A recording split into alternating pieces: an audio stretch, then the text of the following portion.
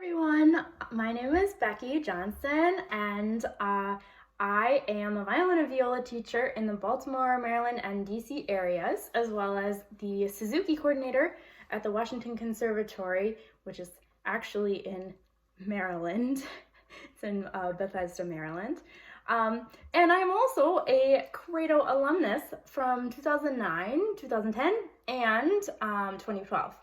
So I am here today to talk to you about two very cool techniques we can do to vary our sound. So before we talk about those, let's just briefly discuss 3 ways that you can change how your bow moves that will impact your sound. So the first one is the weight of the bow, whether it's a heavy bow or whether it's a light bow. We can also vary the speed of the bow. So whether we do a big fast bow or whether we do a slow bow. Maybe we need to save our bow. We have a long slur or a long note. And also, this is the one we're going to change today, the location of the bow. So your teachers may have said something about the highway or your contact point, or that there's lanes where your bow can drive in.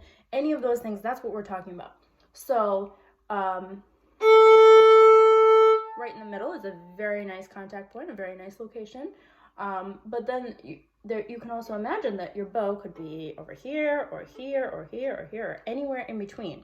And each of those spots will give us a little bit of a different sound depending on the weight and the speed of the bow.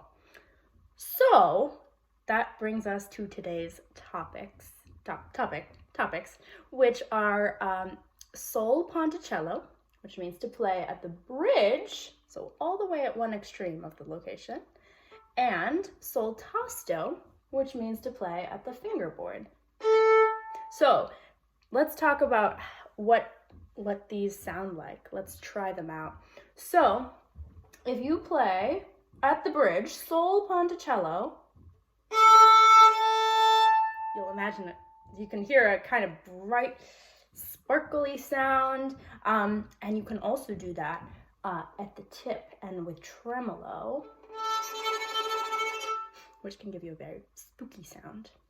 And on the other end of the spectrum, we can play sol tasto, which is kind of a light, maybe not too loud, foggy sound, you can imagine. So now that we know those, let's talk about how we would use them. So in music, sometimes you'll see a composer will say, play this sol ponticello or play this sol tasto, especially in orchestra music a lot. But we can also just add them to our pieces as that we're playing, our old pieces, review pieces, if they're getting a little bit stale and we want to freshen them up, or maybe we're practicing a spot that we've done a bazillion times because it's a really challenging spot and we need lots of repetitions. We could do sol tasto or sol ponticello on those as well. So it ultimately will vary the mood of the piece. So we could imagine playing, if you know this piece, Gavotte in G minor by Bach, and we can imagine how it starts out.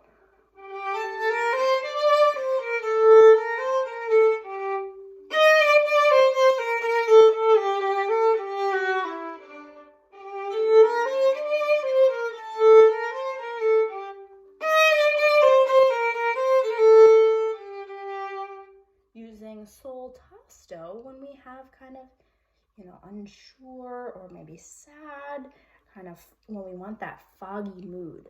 So it can really add to the mood of a piece very well.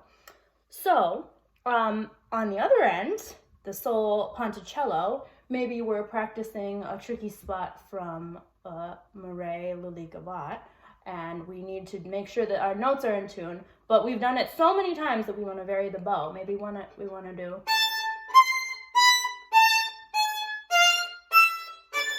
with sol ponticello because we have played it so many times it's getting boring.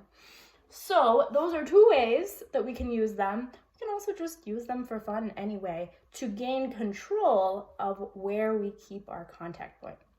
So I hope that's been helpful. Again, just to recap, we have we're changing the location of the bow, and we have sol ponticello at the bridge and sol tasto, which means at the fingerboard.